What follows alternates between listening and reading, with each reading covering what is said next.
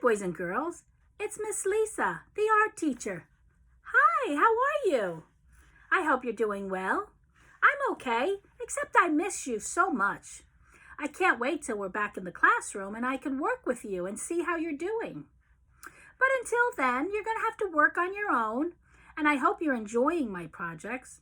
And if you need any help, I hope there's someone there that can help you. Otherwise, save it, and I'll do it with you when we get together again.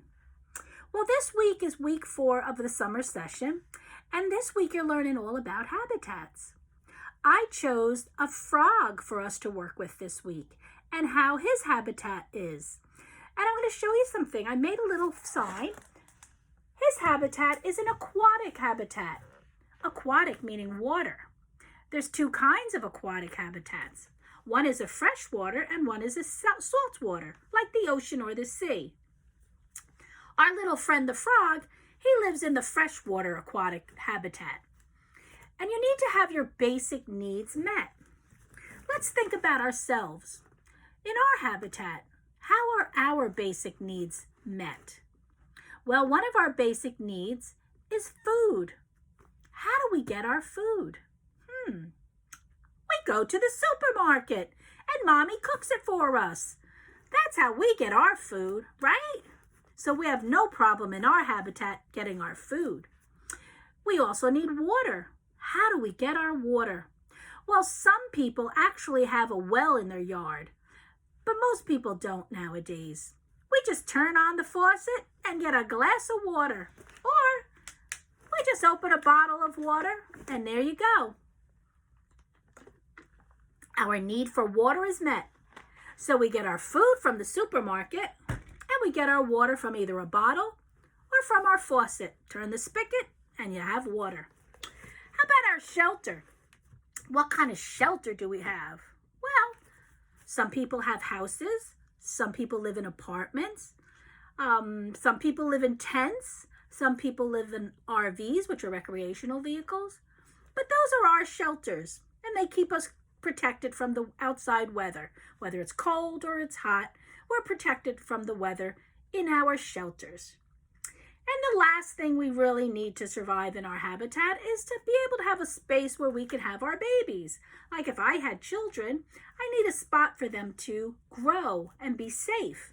So that's kind of in my shelter, and my environment is safe. There's no lions or tigers in my backyard, so they have room to run. Well, how about our friend the frog? What's his habitat like? Well, our frog lives in the water. Fresh water. Could be a pond, a lake, or a stream. But his need for water is met. That's the symbol for water. Did you know that if a frog is not wet and his skin dries out, he would die? So he must be in that water. That's a basic need of survival for our little friend, the frog.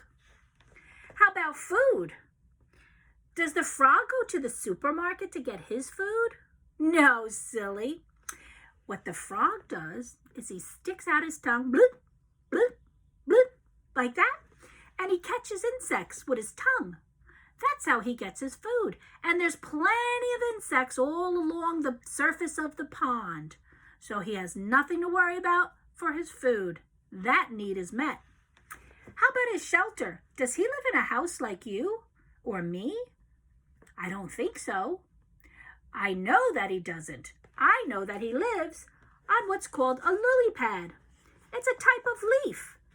It's a circular position, sort of like this shape. See this shape here? It's a big green leaf that he sits upon and catches his insects bloop, bloop, bloop, with his tongue. So his shelter is his lily pad, and it sits on top of the water and keeps him safe because anybody that wants to eat him is underneath the lily pad in the water. So he's protected on top of the water as he floats on his lily pad, which is his shelter, eating his insects and drinking his water and keeping his skin nice and moist so he doesn't die. And the last is reproduction. How does he have his babies? Is there spots for her to have her babies? Absolutely. She can have up to 1,000 little eggs float on the top of the water. And you know how she protects her little eggs from predators? Predators are people and things that want to eat the eggs. They're protected by this jelly-like substance that has the most ickiest taste you can imagine. So the predators don't go near the eggs because they don't like the way they taste. Blech, icky. So think about something you don't like to eat. Would you eat it? No. So that vegetable is safe. Just like our little frog friend. Her eggs taste really nasty, so they're safe from anybody wanting to eat her eggs. So, how about we get ready and we make our own little frog on her lily pad in her aquatic habitat. Now, I'm going to send you everything you need for this project. Our lake is going to be a small white plate, and I'm going to send that to you. Her thousands of eggs that she lays, now listen to this, you're not going to believe it. Her eggs look exactly like bubble wrap, and that's no joke. If you look it up, you'll see. So I'm going to send you a little round circle of bubble wrap, and that's going to pretend to be her eggs. Now for the frog, I'm going to send you a template for the frog and a template for the lily pad. You're going to get a piece of green construction paper for the lily pad and a colored sheet for the frog. You might get pink, you might get yellow, you might get purple. I'm not sure. You're all going to get something different, but that will be for your frog. Now notice my frog has little polka dots on him. I'm going to send you the polka dots and 2 googly eyes to complete your frog. What do you think of that? All right then, how about we get started? The first thing we need to do is we want to create our pond. So let's get our single plate, and we're going to need some watercolors. I believe you have them at home, because if you needed anything, just tell your teacher and she would have told me and I would have sent it home with you. So you should have watercolors. If you don't, ask your teacher and she will tell me and I will send them home. We're going to need a fresh cup of water for our paint because we're using watercolors, and a brush. First thing, let's wet the brush, and we're only going to use 2 colors, blue and green, to represent our lake. And I like green because there's usually like some kind of plants on the bottom of the floor of a lake or a pond. And the reflection of those colors come through when the sunlight hits the lake, the pond, or the stream.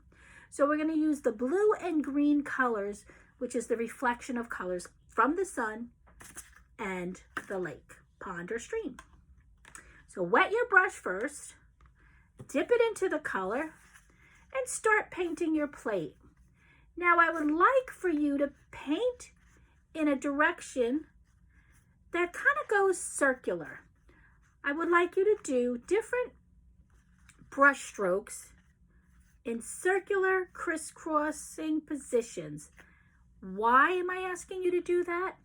Because no matter what type of water or body of water it is, there's always going to be some kind of movement and flow of the water. So if we do these circular strokes, it'll kind of give us the feeling that the water is moving. I'm not making big waves because it's not an ocean. We just want to show that there are some kind of currents going through the water, showing the movement. I think I have enough blue now, so I'm going to clean my brush and go to the green. The green is like going to represent the plants and all the things that are on the bottom of our lake, pond, or stream. All fresh water. See how I'm making curved strokes? And make sure you get the edge of the plate too. We want to cover this plate, the whole thing, with our paint, whether it's blue or it's green. And it's going to look like it's moving. Okay? think we're done. How do you like that? Kind of looks like the movement of water. Now, I'm going to put this aside because I have one prepared that's dry, so we can go on to the next stage. First, we have to clean our brush, take it out of the water, and lay it down flat to dry. You don't want to leave it sitting in the water because you will ruin your brush. All right, so now we have our plate and it's nice and dry. Let's start building our frog. So we're going to need our template and the colored paper, not the green, the other color paper. And we're going to trace our frog onto the construction paper. Now you could either cut out your frog and trace around him, or we could transfer the image onto the construction paper. If we transfer it, what do we need to do? We need to take our graphite, which is our pencil, and outline the frog. So let's do that first. And use a heavy hand when you outline the frog. Make sure you outline his fingers and the shape. If you don't want to cut out his individual fingers, then add the web effect at the bottom of his feet. Because it is a frog and they do have somewhat webs on their feet. But it's also easier to cut if you're not very good at cutting yet. But it's also good practice if you're not good at cutting. So make sure you trace this whole frog because we're going to transfer him, don't forget the eyeballs, onto the construction paper. So all I did was I used my pencil and I traced the entire part of the frog. So now I'm going to take my construction paper and I'm going to put this right on top. So the image is facing down on my construction paper. Then we're going to take our pencil and put it on a side tilt and rub the back of this paper, holding it in place. We don't want it to move because what we're doing now is we're transferring that image of the frog onto the construction paper. Now, if you don't want to do it this way, cut the frog out and then lay it down on your paper and draw around the shape of the frog. Or you could do it this way and just transfer the image of the frog onto the construction paper. It's very light, so you might want to outline it with your pencil just to make sure you could see the lines. And that's what I'm doing right now. And don't worry about being perfect. Remember, we have fun in art. This is a no stress class. We don't stress in my class. We have fun. Okay, so I just outlined him a little bit better. And now you have to get your scissor and cut out your frog. Okay? So you will have some scissor skills and scissor skill practice. Around, go slow around your frog. And remember, if you can't cut into the individual fingers, give them a webbed foot. Don't worry about it. That makes it a lot easier and a lot less stressful. Don't you think? Okay, and you get done faster too. But I'm in no race. I enjoy doing this with you. This is fun for me, and I hope fun for you. Almost done. Let's go around. Always remember scissor safety when you're with a scissor. If you're going to walk around with a scissor, what do? We hold the blade safe in our hand so we don't hurt or stab anybody by accident. Scissor safety first, and then start cutting. Cut your little froggy out. Ribbit, ribbit, ribbit. Okay. Now, I cut my frog out, and if you notice, I didn't cut out his individual fingers. I gave him the webbed foot. But I'm going to take my marker and outline his toes because I don't want to forget about them. I want you to see that he has them. I'm going to outline his eyeballs and his fingers and toes. Okay? I'll show you what I'm doing.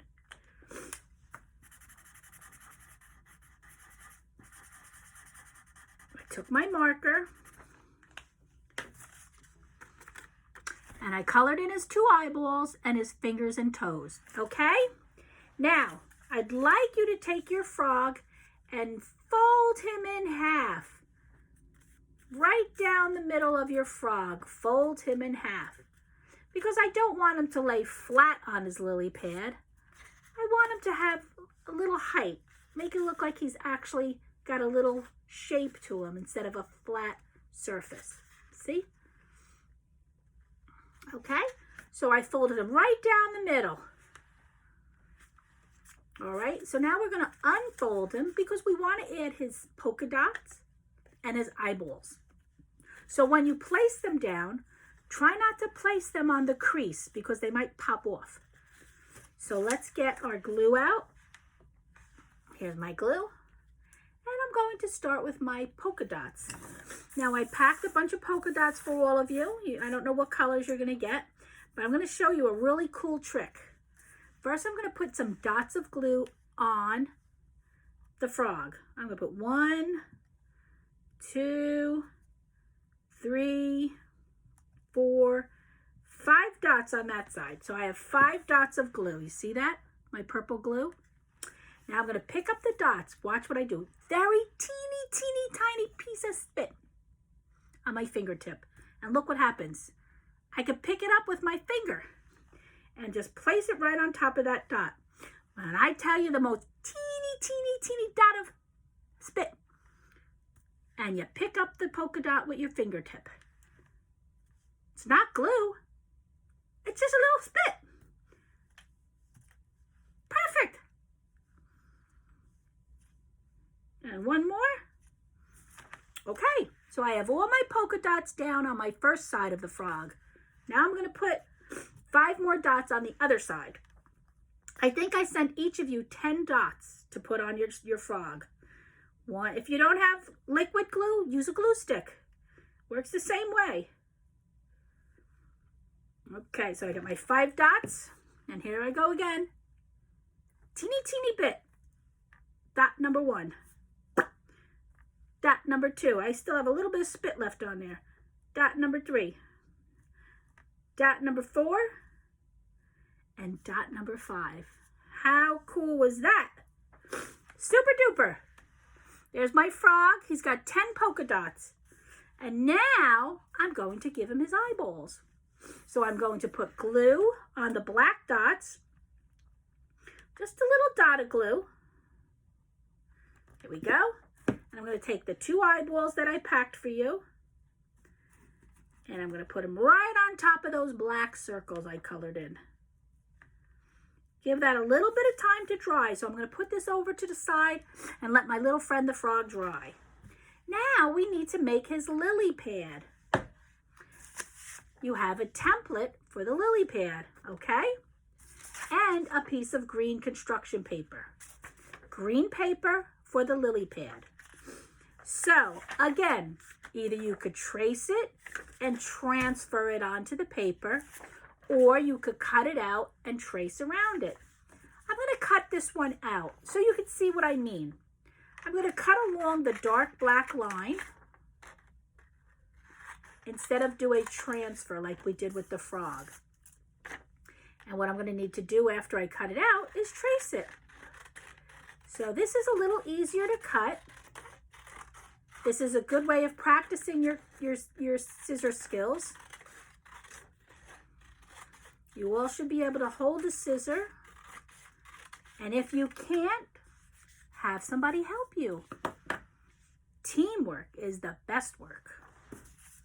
Now I have my template cut out, and I'm going to lay it on top of my green construction paper.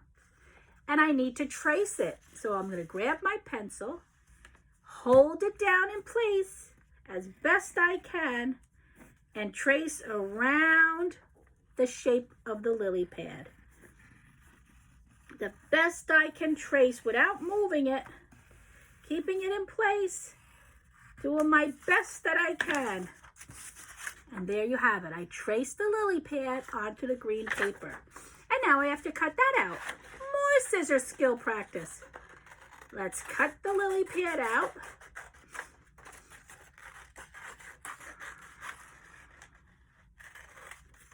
I'm doing good. How about you? Okay, and remember, don't forget that little V.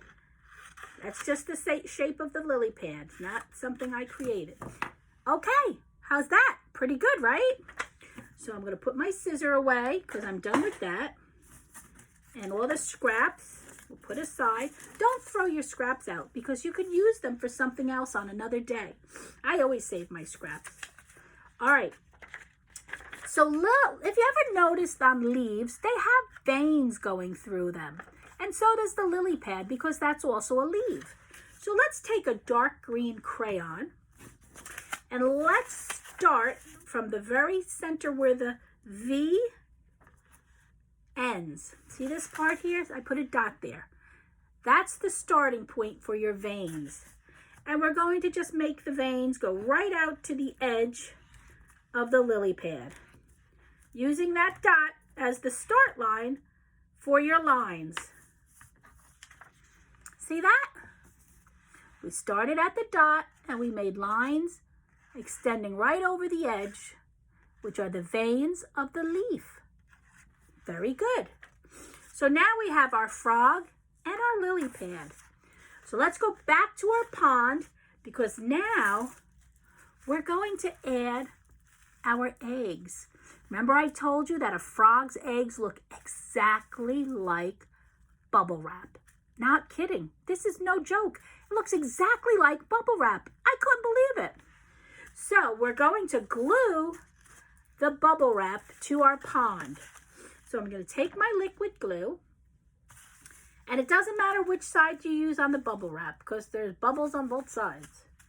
And I'm going to glue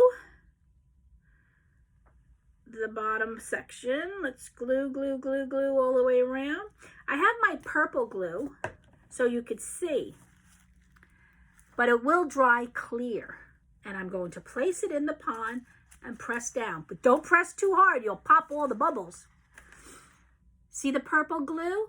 I've put it all around the bubble wrap and then gently pressed onto the paper plate.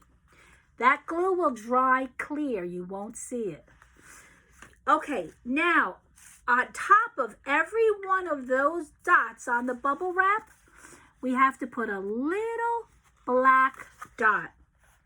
And the reason for that is because that's how the eggs look in the water. They look like bubble wrap with little black dots. So I'm going to put little black dots on all my bubble wrap, and I want you to do the same. Try to get every dot you see. Count them if you want. Make a game out of it. 1, 2, 3, here we go. I can make a dot. Boom, boom, boom. 1, 2, 3, here we go. Let's all make a dot. Doo, doo. 1, 2, 3, 4, 5, 6, 7, 8, 9, 10, 11, 12, 13. Oh, I could go on and on and on. Did you know frogs make thousands of eggs at a time? Can you count to 1,000? I can. And you will too one day. Let's worry about 1, 2, 3 for now. 1, 2, 3, here I go, making dots on top my eggs. Boop, boop, boop, boop, boop, boop, boop, boop. And I think I'm done. See the little dots on top of my frog's eggs? And don't forget that purple glue is going to dry clear. You're not going to see it. All right, so now we have our pond and we have our eggs. And now we need to add our lily pad. And what I'd like you to do is to glue the lily pad on the edge of the plate where the lily pad is sticking. The V part of your lily pad I want facing in by the eggs. And the other half I want sticking out a little bit over the edge of the plate. So you're going to add glue in this area on this side of the plate. So I'll show you with my purple glue again so you could see. Right on the edge of the plate. This way it kind of stands up instead of lays flat on top of the eggs.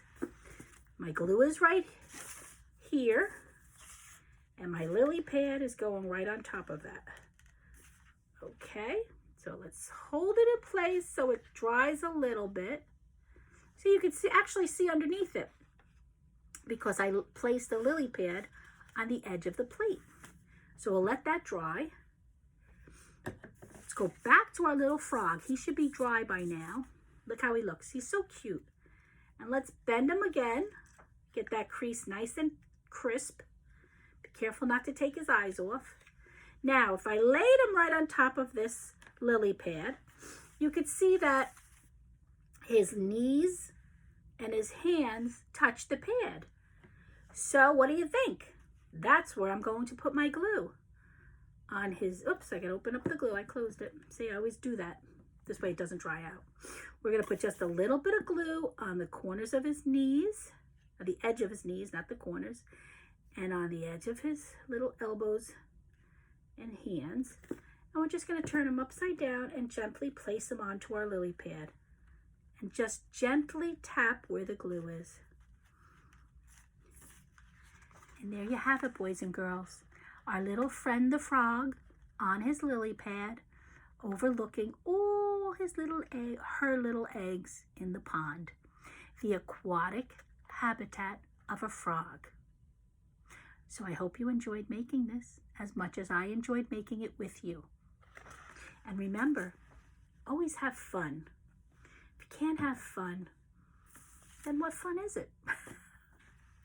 Well, this is Miss Lisa saying, ciao for now from my table of art and my little friend the frog. Ribbit, ribbit. Let's catch some insects. Ciao, kids. See you next week, okay?